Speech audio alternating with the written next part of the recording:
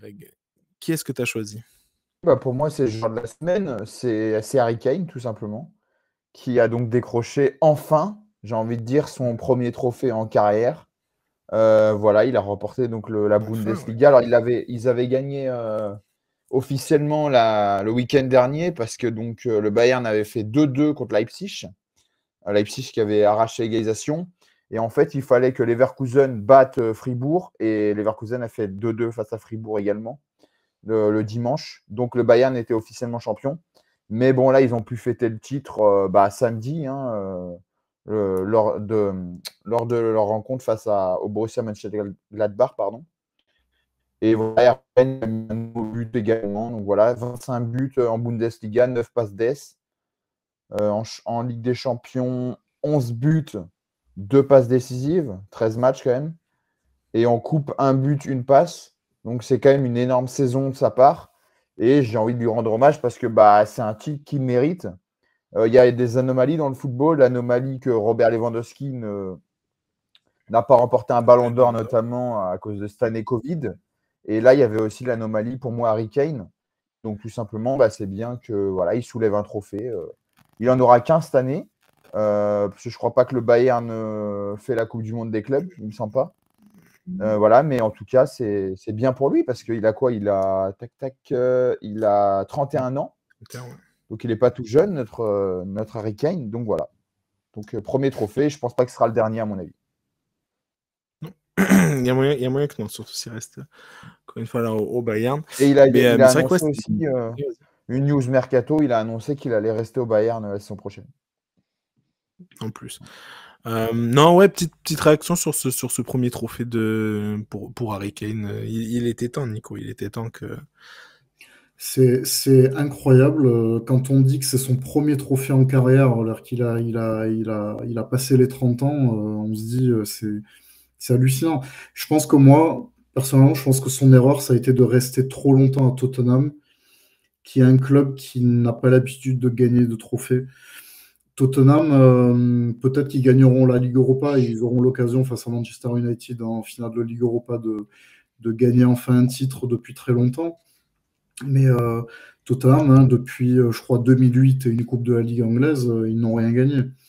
Ils ont fait finale de Ligue des Champions en 2019, mais c'est vrai que c'est un club qui n'a pas un ADN de la gagne, comme par exemple peut l'avoir Manchester United, qui, même lors de saisons vraiment très moyennes, voire de saisons horribles comme cette année, Manchester United va peut-être gagner un trophée. L'année dernière, Manchester United était déjà mauvais, ils avaient quand même gagné la FA Cup contre Manchester City. Donc, il y a des clubs comme ça qui, comme le Real Madrid, Manchester United, c'est un peu comme le Real Madrid, pouvaient avoir des mauvaises saisons, mais avec quand même des titres. Et les années de saison blanche, c'est cataclysmique pour eux. Et Harry Kane, je pense qu'il a eu ce manque de, j'ai envie de dire, de lucidité, entre guillemets, de ne pas quitter Tottenham assez tôt pour peut-être venir au Bayern plus tôt ou dans un club qui gagne plus tôt. Même si Tottenham reste un grand club anglais, mais ça n'est pas un club qui gagne comme Manchester United ou Liverpool. Après, Nico, peut-être que dans 3 semaines, tu pourras dire autre chose. Hein. Oui, peut-être, mais pour moi, Tottenham, ils sont un peu à l'image de Leverkusen, qu'on appelait Neverkusen l'année dernière avant qu'ils fassent le triplé. Le doublé, pardon, puisqu'ils avaient perdu la finale de la Ligue Europa contre l'Atalanta. Mais il y avait cette idée de Leverkusen qui ne gagnait jamais. Ils arrivaient finalistes, mais ils ne gagnaient jamais. Et Tottenham, pourquoi pas, ils me feront peut-être mentir et ils gagneront peut-être la Ligue Europa et ce serait mérité sur l'ensemble de la compétition.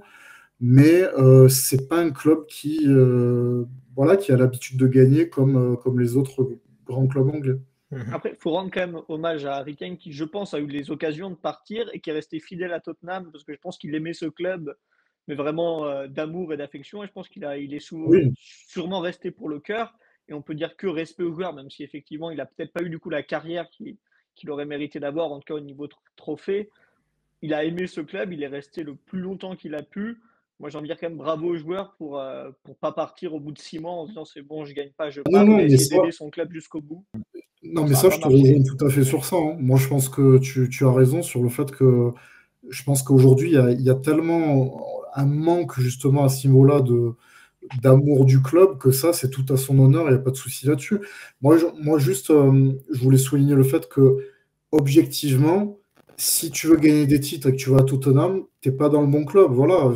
Pourtant, je respecte ce club et c'est un grand club anglais, mais je pense pas que ça fasse partie des clubs qui, alors peut-être que dans les 10 prochaines années, ils vont nous faire mentir, ils vont gagner plein de titres, mais je parle sur les 15-20 dernières années, c'est pas le club qui a gagné le plus de titres, loin de là. Mais par contre, ce qui est tout à son honneur, il a été formé là-bas. Hein, il a commencé à l'Académie de Tottenham, il avait 12 ans, et il avait franchi tous les échelons. Donc bravo à lui pour ça, hein, ça c'est sûr. Mais c'est sûr que le cœur lui a fait, entre guillemets, payer ça, parce que le Bayern gagne beaucoup plus qu'au Tottenham, ça c'est une évidence. Après, c'est quand même un genre poissard, hein, parce que franchement, il fait quoi? Donc, il perd, parce qu'il y a Tottenham, mais il y a aussi l'Angleterre. Ouais, il perd la finale de l'Euro.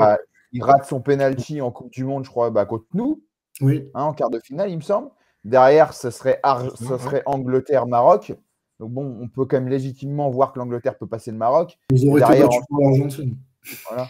Ouais, peut-être, mais derrière, en finale, il peut tout se passer. À l'Euro, c'est pareil, contre l'Italie, où ils sont à 2 doigts de gagner. Là, en plus, en début de saison, il arrive au à la maison, en plus. Il y a eu l'Espagne cette année aussi, l'Euro 2024. Oui, voilà. Là, il arrive au Bayern en début de saison. On se dit, premier titre, il joue Leipzig en Super Coupe d'Allemagne. Ils se font battre, à la surprise générale. Et là, enfin, un titre. Et en plus, là, alors là, si Tottenham gagne la Ligue Europa, là, c'est vraiment un genre poissard, quoi. C'est vraiment le mec. Bon, voilà, c'est comme ça. Après, peut-être qu'il suffit d'un trophée pour qu'il lance, on va dire, sa carrière de trophée, mais son palmarès de trophée. Mais c'est vraiment un genre poissard, quoi. Voilà.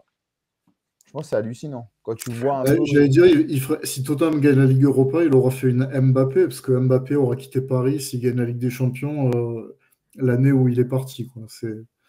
Après, Mbappé, ça n'a pas marché avec Dimitri Payet. Quand il est parti de l'OM, il n'a pas gagné un trophée. On n'a pas gagné de trophée l'année d'après. Non. J'ai pas compris. Nous, ça marche pas, ça. Comme quoi.